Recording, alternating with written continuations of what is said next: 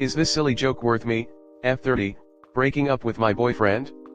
Edit to clarify, the title is misleading. The joke itself is not what it's really about, but his reaction afterwards. I've been dating my boyfriend for a year and we've had lots of fun, adventure, and love. We have an intense connection/chemistry, but can sometimes become intense in a negative way. We've also had a number of petty fights and arguments during this year. For what it's worth, we also don't fully agree politically/on our worldviews. I'll touch on this in a minor detail in this story. My boyfriend was cleaning the bathroom and I walked in to grab my hairbrush. As I went to grab the brush, he decided to splash me in the face with the running water.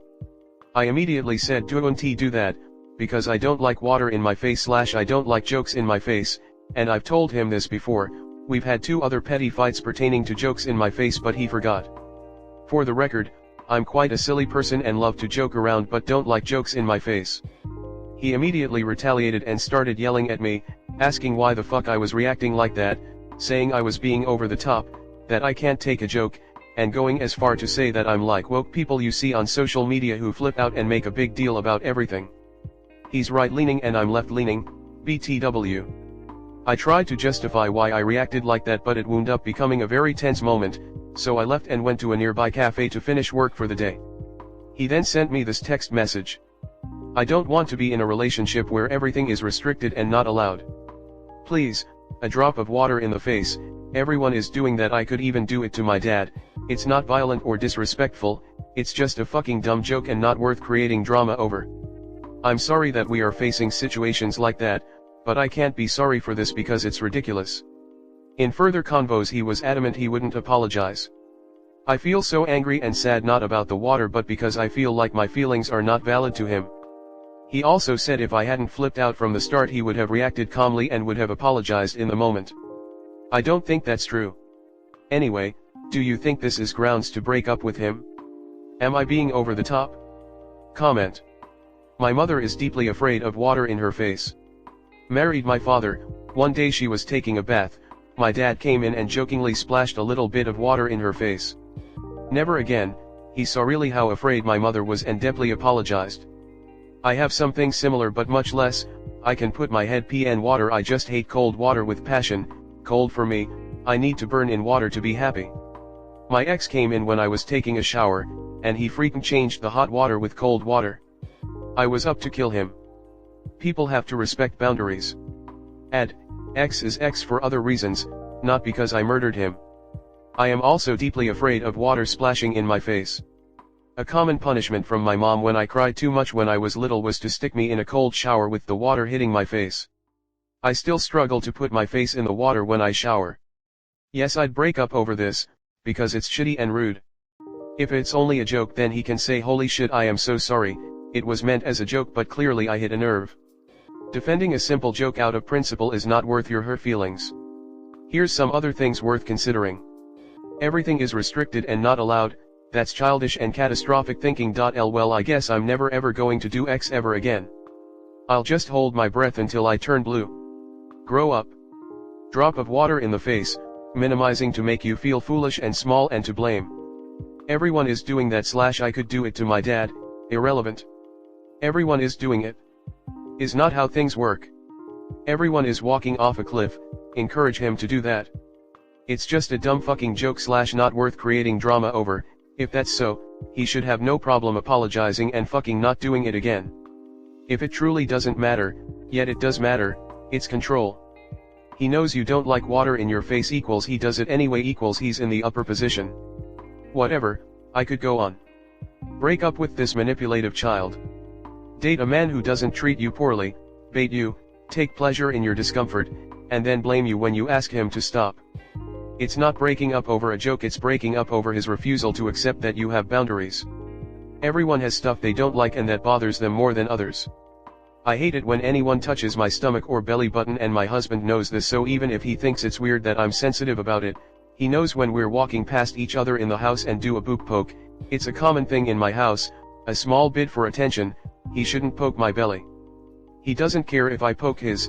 I don't care if he boops me on the nose or the head or pretty much anywhere as long as it's not my stomach. You don't have get someone's boundaries or think they are illogical to respect them. If someone doesn't like stuff in their face, even if you think it's funny, you just respect that. No big deal. He's being a complete Had an hour-long fight with a former GF because I refused to be tickled. I hate it, and made it very clear to her. She did it anyway, while we were on holiday, and I absolutely demanded she never try to tickle me, ever again. Cue the argument. Was a miserable afternoon, in paradise. A lot of women don't like their hair and face messed with. It's not an unusual boundary even in a relationship that is generally full of goofing around. And Op has already explained she doesn't like stuff in her face to her BF several times. Even so, Op's reaction was mild irritation and a don't do that, which is not an overreaction, especially given she's already established that he shouldn't be doing stuff like that. But her BF loses his ever-loving shit anyway. He's a man-child. Next story 2. My sister and parents abandoned me at a concert with no phone, wallet, or shoes. My family abandoned me at a concert with no phone, wallet, or shoes. I was recently left at a concert by my family. For some background, I went to this concert with Mia, Zach, and Kyle. This concert was 4 days and we had only planned on going for the first 3.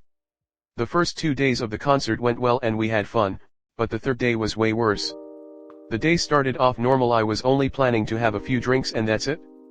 Well, at some point I believe someone slipped something in my drink. I only had 4 drinks when my memory goes away. I then woke up in an ambulance 5 to 6 hours later, 12:30 a.m., with no phone, wallet, or shoes. A cop had found me a mile away from the venue and called an ambulance for me. The cop called my parents who were 2 hours away at home and updated them on what was going on. They said that they would pick me up the next day. When I had gotten to the hospital they said they had people who needed more help and then discharged me. They asked if I had a way home or if someone could pick me up. They also called my phone and it was in the lost and found at the venue. Well, I didn't know my sister's number, so the hospital staff called me an Uber to bring me back to the venue so I could get to Mia. Well, she was gone when I got there, so I asked a woman that was still there to call her on Facebook. I know I wish I thought of it at the hospital. Well, when she picked up I told her where I was and all she said was that she was an hour away and wasn't turning around. Now at this point I'm scared and don't know what to do.